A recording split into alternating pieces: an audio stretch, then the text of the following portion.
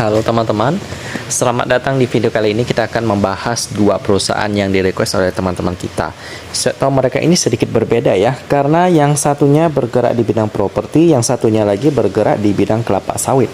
Jadi memang saya tahu mereka agak berbeda dan juga resikonya berbeda-beda, prospeknya juga berbeda-beda.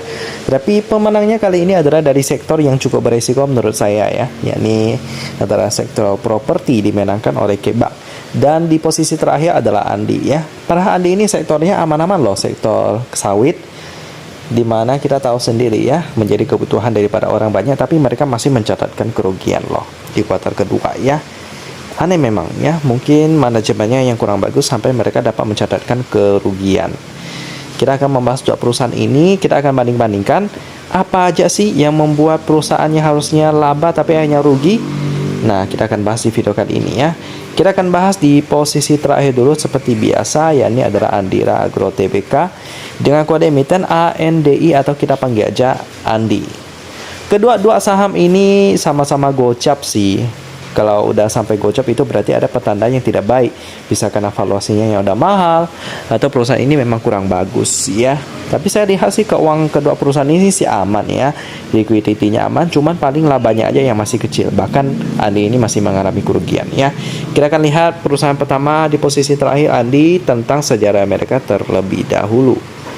Ya, jadi mereka didirikan pada tanggal 28 April 1995 ya. Cukup udah senior, udah matang umurnya, bergerak di pabrik perkebunan kelapa sawit ya. Perusahaan telah mengalami beberapa perubahan kepemilikan sejak awal ya. Di sini kita bisa lihat di mana pengalihan semua saham di 2013 yang dimiliki oleh PT Meta Fokus Sarana Ananda ke PT Anugrah Perkasa Semesta. Dengan demikian perusahaan saat ini dimiliki oleh PT Meta FC ya sebesar 67,88%. Ya, sekarang sih udah berubah lagi sih. Dan PT Anugrah Perkasa Semesta sebesar 32,12%. Udah berubah banget ya, karena itu waktu itu 2013. Sekarang udah 9 tahun berlalu, udah 2022. Ya, bisnis mereka sih ada banyak ya. Pokoknya yang berhubungan dengan kelapa sawit. Yap. Jadi prospek mereka bagaimana? Bergerak bidang sawit seharusnya aman sih, tapi mereka masih mengalami kerugian ya. Kita lihat dulu pemegang sahamnya. Ada Sentra Energi Pratama memegang 49,7330%, lalu Posisi Publik 42,7810%. Ini aman ya, beritanya juga aman-aman aja, nggak ada berita-berita buruk. Palingan karena manajemennya aja sih, mereka tidak mendapatkan laba yang cukup besar ya. Sekarang kita akan langsung lihat laporan keuangannya bagaimana Andi ini ya.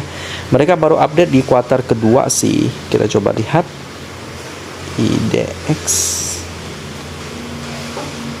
Nah, kita ketik dulu Andi di sebelah sini. Andi. Lalu kita lihat di kuartal kedua. Lalu kita download. Ini dia. Nah, untuk mata uang pelaporannya dalam bentuk rupiah pembulatan satuan, jadi nggak perlu kita kali-kali lagi. Kita lihat laba rugi untuk entitas induk seberapa besar. Rugi ya, rugi 3,7 M. Yep. Karena pendapatannya dari penjualan sawit kayaknya nggak mampu mencatatkan laba. PR-nya pun minus. Lalu untuk liquidity-nya sih aman sih. Kita coba lihat aset lancanya seberapa besar. Aset lancar 70 miliar, liabilitas jangka pendek 56 miliar, masih lebih gede aset lancarnya. Nice. Lalu untuk transaksi hariannya mereka baru mencapai 55.000 ya. Wow, cuma 55.000. Jadi cukup sepi. Jadi Andi ini juga kurang menarik sih. Masih mencatatkan kerugian meskipun sektor yang mereka tekuni itu harusnya bisa laba sih ya. Selanjutnya kita lihat di posisi pertama bagaimana. Masih juga kurang menarik sih karena labanya kurang besar tapi udah mencatatkan kerugian. Karya bersama Anugrah Tbk dengan kode emiten KBAG atau kita panggil aja Kebak. Ya, posisinya ada di Balikpapan ya. Adalah pemegang properti di Balikpapan dekat dengan proyek IKN Ibu Kota Nusantara Kalimantan Timur.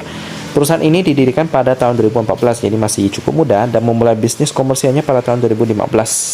Ya, merupakan anak perusahaan dari PT Visi Kota Indonesia ya, yang memegang 44,98% daripada saham KEBA ini. Proyek utamanya adalah kompleks perumahan di jantung kota Balikpapan, yaitu Green Valley Balikpapan. Kantor pusatnya juga ada di Balikpapan, tetapi juga ada di Jakarta juga. Ya, prospeknya sih dekat dengan IKN, saya bisa katakan lebih oke lah ya daripada pengembang properti lainnya, di standar-standar aja, tergantung bagaimana kemajuan daripada program IKN ya. Tapi KB ini bisa mencatatkan laba, jadi udah lumayan bagus. Kita lihat pemegang sahamnya, ada Visi Kota Indonesia ya. Kebanyakan beritanya bukan tentang pemegang sahamnya sih, tapi tentang hal-hal lainnya, jadi kita skip aja. Langsung aja kita lihat laporan keuangan daripada KEBA ini bagaimana. Kita download dulu KEBA. Ini dia. Lalu kita lihat di kuartal berapa ya? Kuartal kedua ya. Kita coba download dulu. Ini dia. Untuk mata uang pelaporannya dia dalam bentuk rupiah pembulatan satuan. Jadi nggak perlu kita kali-kali lagi.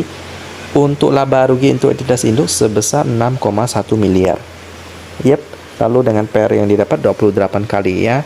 Ini sih masih mahal bagi saya. Untuk liquidity-nya sih aman. Kita coba lihat aset rancangnya seberapa gede.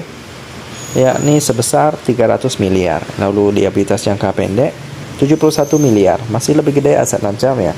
Transaksi hariannya ada lebih baik ya, tapi belum mencapai 1M, yakni di titik 3,2 juta rupiah. Ini masih cukup sepi sih. Jadi dari kedua perusahaan ini sih yang mungkin ada yang teman-teman pegang ya. Saya bisa katakan memang untuk keuangan sih aman. Jadi kalau memang belum ada target saham lain yang menarik, masih bisa coba di hold sih, karena dia nggak mungkin turun lebih dalam lagi ya, karena kemungkinan bangkrutnya juga kecil sih ya. Sektor-sektor yang mereka tekuni aman, kecuali yang KEBA ini properti sih ya memang agak berisiko, tapi kalau dilihat sih prospeknya sih masih oke standar ya. Jadi masih oke aja kalau masih mau hold. Tapi kalau udah ada target saham lain yang lebih menarik, nah boleh di cut loss tuh. Mungkin kalau kesusahan untuk menjual ya apa boleh buat, masih harus hold dulu ya, karena siapa tahu offernya tebal, nggak ada yang mau beli, ya itu juga susah untuk jualannya. Jadi ya kalau yang udah kebeli ya apa boleh buat ya, jadi bisa ditunggu karena dia nggak mungkin turun lebih dalam lagi sih. Jadi satu-satunya jalan dia adalah ke atas, jadi bisa ditunggu. Kalau mau referensi saham lain yang lebih menarik, ada banyak banget ya di watchlist saya di bulan November 2022. Silahkan dilihat video saya sudah keluar. Itu ada sekitar berapa ya? 20-an perusahaan kalau nggak salah ya. Jadi kita ajak teman-teman untuk pembahasan daripada KEBA versus Andi.